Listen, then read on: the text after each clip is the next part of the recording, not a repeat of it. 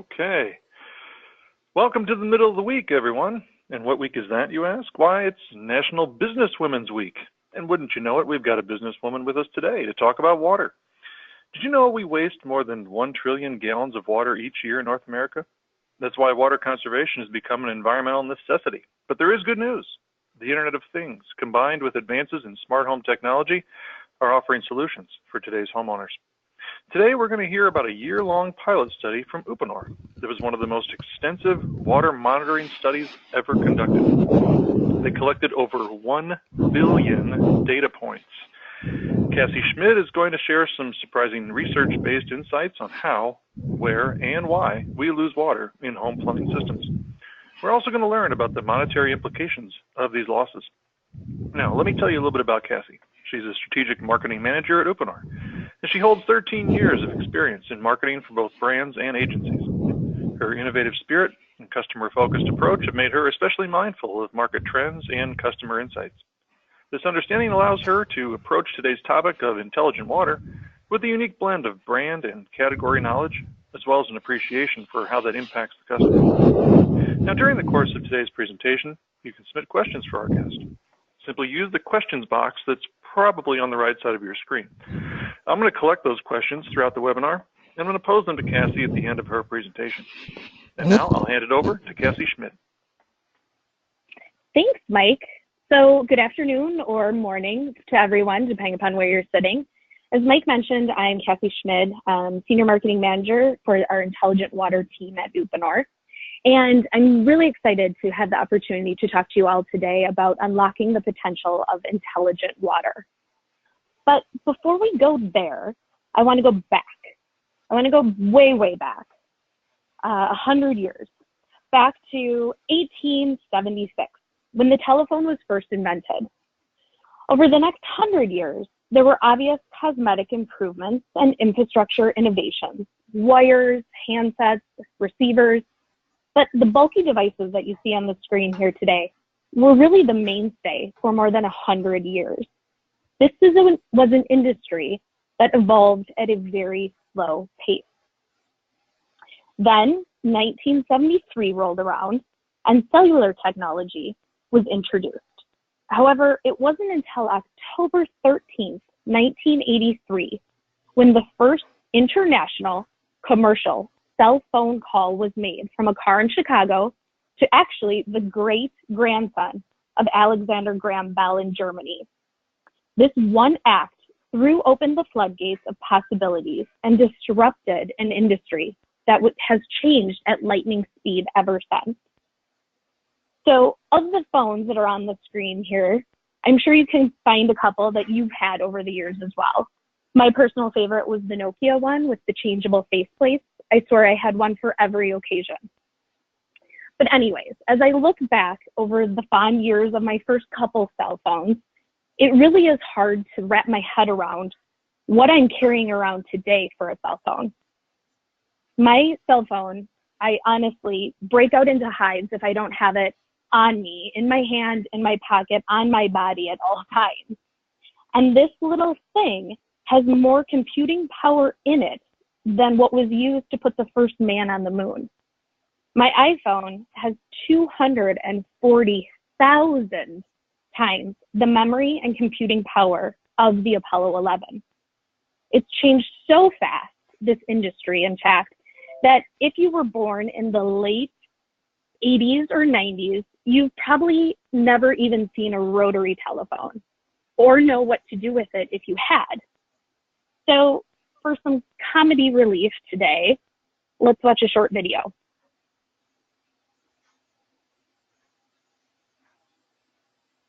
Okay, Braylon, call your mama. Pick up the phone and call me.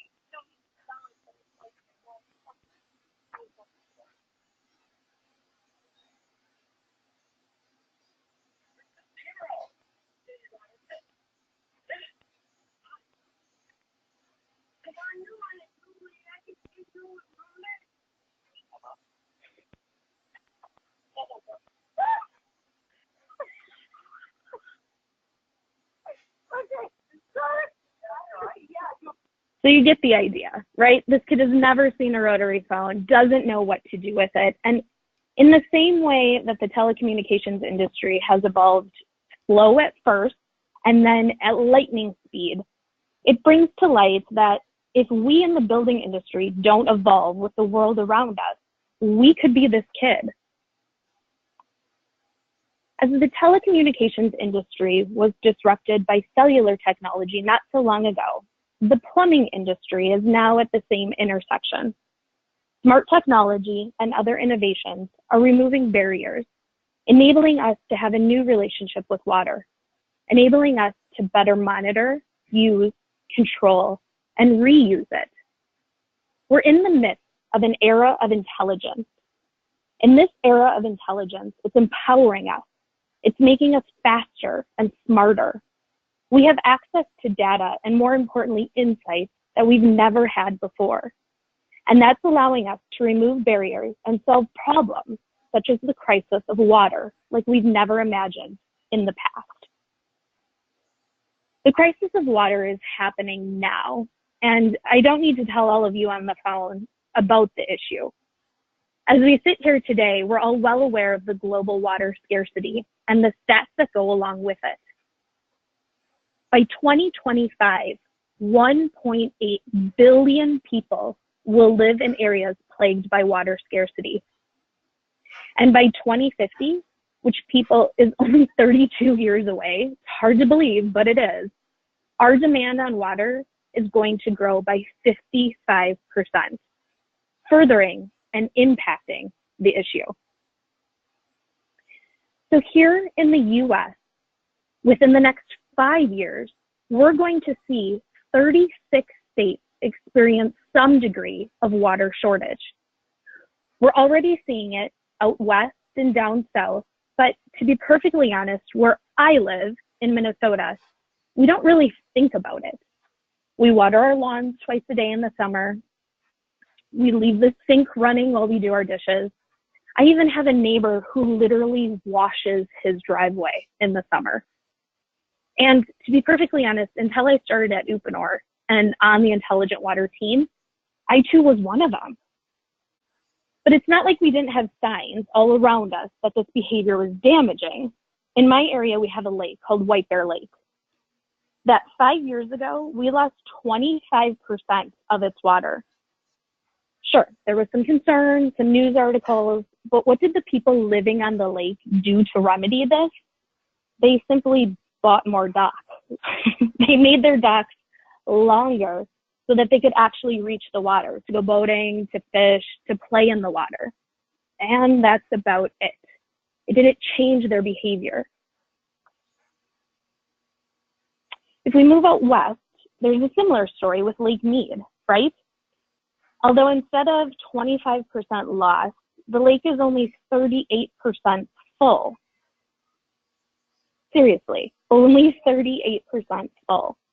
My family had the opportunity to visit Lake Mead a couple years ago, and I remember my 6-year-old at the time listening to the tour guide talk about the lines around the lake and how that was where the water used to be and how it had moved down over the years. And in his extremely innocent mind, my son turned to me and said, "Mom, someone needs to put the drain stopper back in," like a bathtub, right? He thought it was that simple. And he's kind of right. We all do need to figure out how we put the drain stopper back in. So cities like Santa Fe, New Mexico, who have strict water conservation ordinances and offer financial incentives to homeowners, businesses, they're actively conserving water and putting the drain stopper back in their everyday water use. So as Mike mentioned at the beginning of the webinar, it's estimated that every year here in the US, more than 1 trillion, that's with a T, trillion gallons of water is wasted. My neighbor washing his driveway, for example. And that wasted water is equal to the water used in 11 million homes. Now, to put that in perspective, that is all the single-family homes in the state of Texas. That's a lot of water that people could be using. Now, my neighbor washing his driveway, or the people that leave the sink on while they do their dishes, doesn't account for all of that trillion gallons of water waste. Waste also comes in the form of leaks, aging infrastructure within our cities and also within our homes. These leaks result in 14,000 water emergencies every single day. And these emergencies account for the second largest insurance claims, which makes sense when you consider that 1 in 37 homeowners will eventually experience a leak at some point in their lives. Now, I personally feel that the 1 in 37 is a little low. When I started on the Intelligent Water team at Uponor about 2 years ago, I heard more horror stories from friends, neighbors, other parents on the soccer field and at school than I knew what to do with. And while the average insurance claim is in that $9,000 range, and you see on the screen, these stories that I was hearing from my friends and neighbors were more in the $20,000, $30,000, $50,000 range. Water is truly devastating to a home and to these homeowners when left on its own. And we all know that once water starts moving, it doesn't stop. So we know what the problem is, which is the first step to solving it. The next is to start asking the right questions, which is exactly what Uponor, the company I work for, started doing. Now, for those of you who don't know Uponor, in 2018, we are celebrating the 100th anniversary of Uponor's global operations.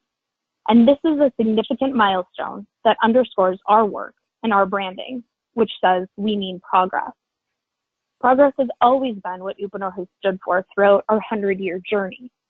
We are continuously striving to innovate, to transform, to move water efficiently and flawlessly throughout the world. At Uponor, progress means being a catalyst for change. Our industry has evolved over time, from iron to copper piping to CPVC, and with our influence, progressed over the 25 years with our focus on PEX piping that make installations and connections easier, faster, and more reliable for our customers. Now, a couple years ago, us at Uponor started seeing this evolution and the speed at which it was picking up, similar to the telecommunications industry. We started to recognize what was going on around us in the world, not just in plumbing, and realized that we were at the convergence of aging infrastructure, water scarcity, the Internet of Things, home automation, and the list goes on.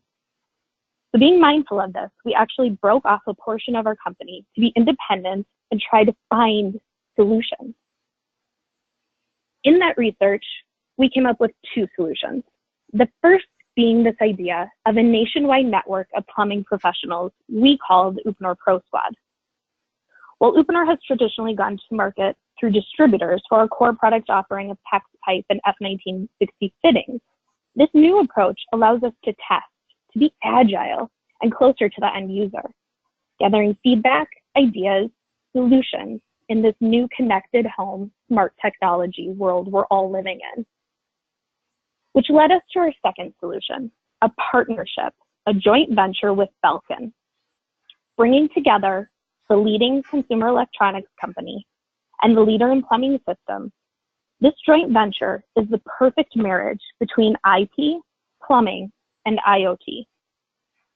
Phyn, the company, is the result of Uponor's strive for progress, while also solidifying our position within the intelligent water category, giving us the opportunity to interact with water in a more meaningful way, making what was once invisible and behind our walls now visible, top of mind, and something that we all want to talk about. So the first product from this joint venture is Phyn Plus, Smart Water Assistant plus Shutott. As you can see from the picture on the screen, it features glowing blue lights, and it truly is a stunning device.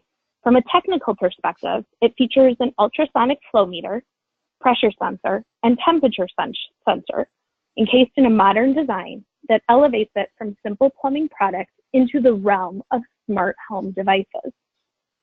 The sleek yet durable design features a unique LED display, which is designed to show the water running through it and through your pipes, Phyn Plus gets installed on a home's main water line right after the water meter.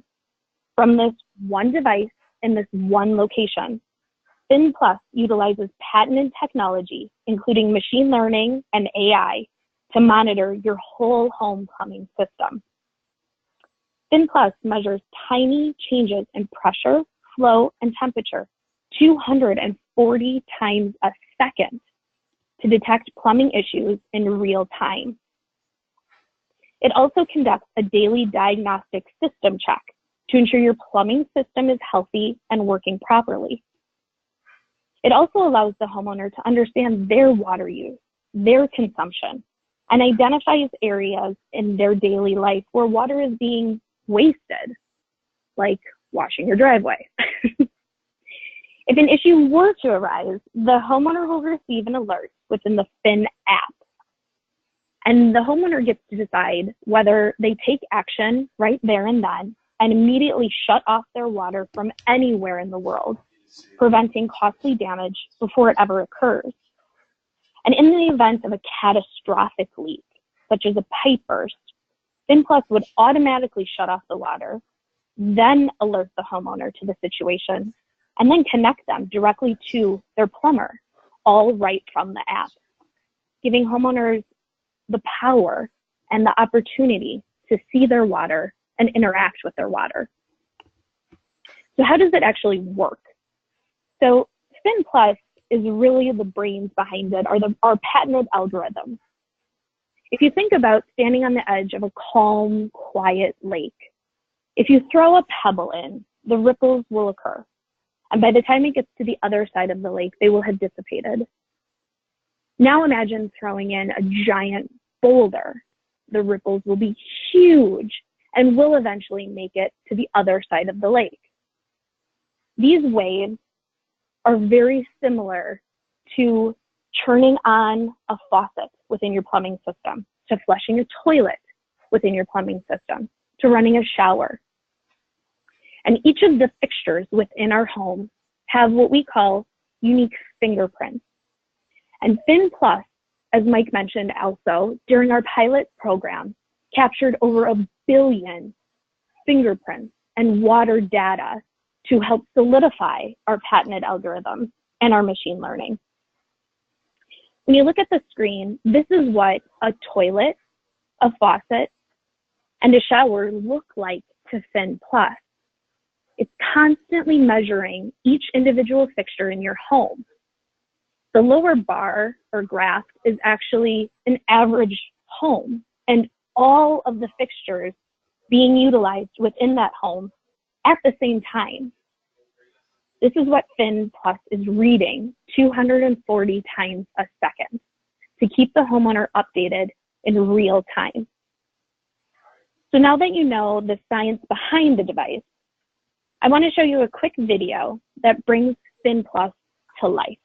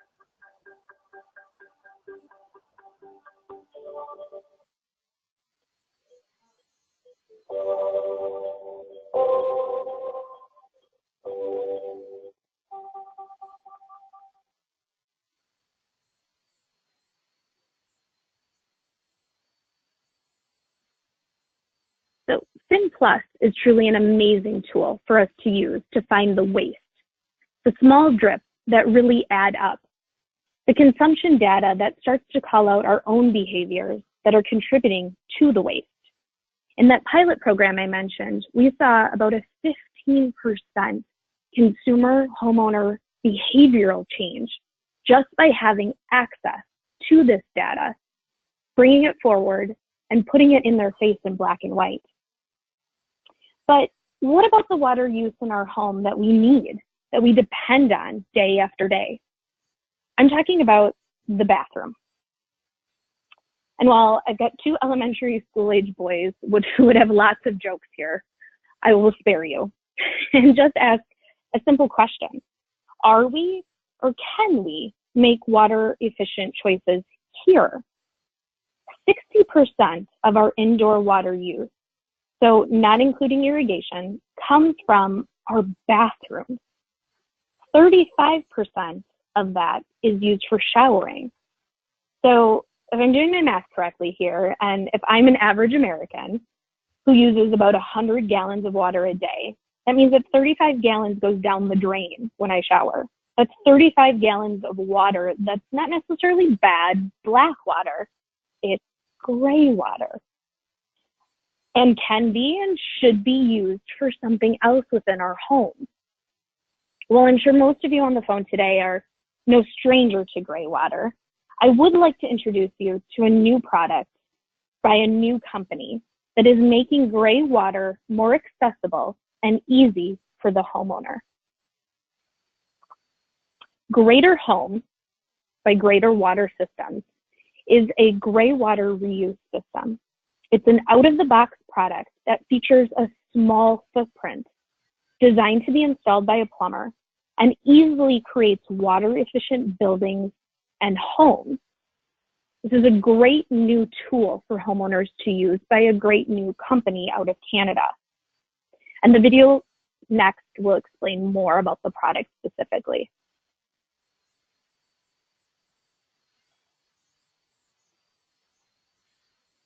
Introducing the Greyter Home by Greyter Water Systems, the first cost-effective residential gray water recycling system. Here's how it works. In a typical home, more than half of the interior water consumption happens in bathrooms, with shower and bath water accounting for approximately 30%, and toilet flushing close to 25%. That means nearly a quarter of all water used in the home is flushed right down the drain. In the Greyter Home, shower and bath water are treated and then reused for toilet flushing. Just 2 showers a day will typically meet the demand for a family of 4. Here's how the system works. First, gray water from tubs and showers are directed to the Greyter Home. The gray water enters a patented self-cleaning pre-filter where hair and large solid particles are removed. It then enters the main collection tank where our self-cleaning ultra-filter removes microorganisms, remaining solids, and some of the soap in the water. The filtered water then passes through absorption media to remove all remaining soap and surfactants. The water is then stored until the toilet is flushed. If there's too much incoming gray water, there's an overflow, and the surplus will go down the drain. And if not enough is available, we are still tied to city water to maintain a minimal level of water to keep toilets flushed. Because our filters are self-cleaning, maintenance is a breeze as well. To fill up the chlorine and exchange the absorption media once a year. And the system delivers a near potable water quality. And with a Greyter controller, the homeowner has a full analysis of performance, savings, maintenance reminders, and tutorials available at the touch of a finger. With the Greyter Home, the benefits are clear. As water costs continue to rise, your water savings will increase too. It makes no sense to be flushing toilets with perfectly good drinking water. Matt? And now with the Greyter Home, you don't have to.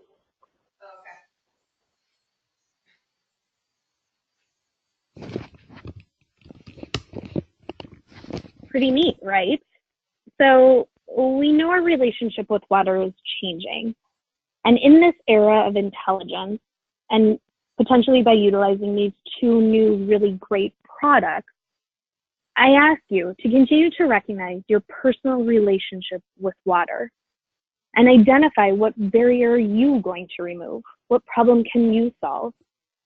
Ours is around removing the barrier between the wall and your plumbing system, making it much more real, much more top of mind, and something that everyone along the supply chain needs to care about and start helping them do just that. So again, I ask you to join us. Utilize this area of intelligence to make a difference, to find your opportunity to put the drain stopper back in and conserve the precious resource of water.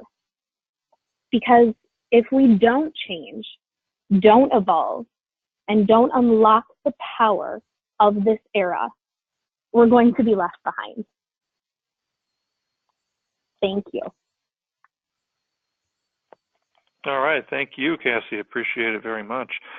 Wanted to make sure that people knew they can submit their questions via the questions box, and we're going to get to those right now. In fact, we've got a question from Nancy, a couple questions, and they're both in regards to the Greyter system that you just showed. First of all, she wants to know if people in Colorado can install the Greyter gray water system.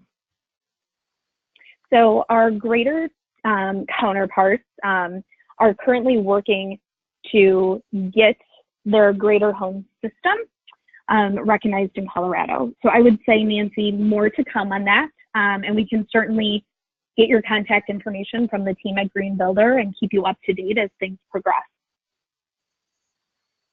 And then a follow-up question on the topic is, do you know how much their system costs, and then not just system cost, but also the installed cost? Yes. So so the Greyter Home system, as you can see, is pretty involved, and so really designed for a new construction environment. It could be applied in a retrofit environment if you were doing a significant renovation, but really it's being targeted to the new construction home builders, and it's baked into some of their whole home pricing. So I don't have a specific number to give to you because of that. Gotcha. And I wanted to follow up too on the topic of just gray water in general. And I need to disclose to the audience that I'm a big fan of Greyter's system. I know John Bell, and I think what they've got is a really cool thing. But sometimes local or state plumbing codes don't allow the reuse of gray water indoors. I reside in Illinois. State plumbing code does not allow that here. I know that the Greyter team is working, just like Cassie said, they're working to achieve NSF certification and also to have their system be allowed via plumbing codes in a variety of locations. Now, I don't want to leave the topic of gray water without saying this. You can most definitely use gray water for outdoor irrigation. So while your plumbing code may not allow you to bring it inside at the moment, you can reuse it for outdoor irrigation. And so that's one thing that, that you could consider to help save water. Okay, I had another question. It's actually a question of mine, Cassie. When it comes to homeowners insurance, I believe water leaks are classified as flood damage, aren't they? They could be, depending upon the size, yes. And it's the second largest insurance claim. So we actually, on the Intelligent Water team and the Phyn Plus work that we're doing, we actually have seen homeowners actively work with their insurance companies and get up to a 15% discount on their annual premium just for having Phyn Plus installed. We are actively working with all of the nationwide insurance carriers and providers to get Phyn Plus recognized on those programs so that it would be across the board coverage. I was going to say that's got to be you know, a big selling point for a system like Phyn Plus. You know, because I think a lot of people don't realize that, you know, you have any kind of water leak in your home and you think, oh, I've got homeowners insurance, it's covered. If you don't have that flood insurance or a flood insurance rider, a lot of times you can really get bit because it won't be covered. Now it's different if you're dealing with like a sump or a drain problem, sometimes that can be covered by homeowners. But if you're talking about from pipes, a lot of times you're left holding the bag. Yep. Well, I don't see any other questions right now from our audience, Cassie. So I'll put one last call out for some last minute questions real quick here. I can tell you, and I'm really speaking to the audience here, I've seen the Phyn Plus product. I visited the Uponor booth at the Design and Construction Week and got a chance to really check it out. And it's quite amazing technology, and it's great, like Cassie alluded to, where technology is going in the home building industry. It's really eye-opening to see that this kind of innovation has come along, where we can isolate where these problems are, and address them quickly. I think that's the thing that is just amazing to me, is that not just a recognition of the problem, but then being able to address it in a very short order, really reduce damage, and then get the problem solved. And as much as I love saving water, and I do, I speak about it a lot, it's also that reduction of damage I think is just so critical. So my hat's off to Uponor and to Belkin for coming up with this. Excellent. I couldn't agree more, Mike. I think it's one of the most important things that we can do today to help our future. Yeah. Well, I don't see any other questions. So, Cassie, I want to thank you very much for sharing all this great information with us today. I certainly want to thank our audience for attending. Thank you to Nancy for asking wonderful questions. And also thank you, Uponor, for your sponsorship of today's webinar. We're going to see you all back here, hopefully, in 2 weeks from today. We're going to be discussing residential solar system installations with Todd Miller. This will be especially applicable to all of you from California, where residential solar is going to be required on most new homes now. Now, that webinar is going to be sponsored by the Metal Roofing Alliance. So until next time, have a happy Halloween, and don't forget to vote on or before November 6th. Take care, everyone.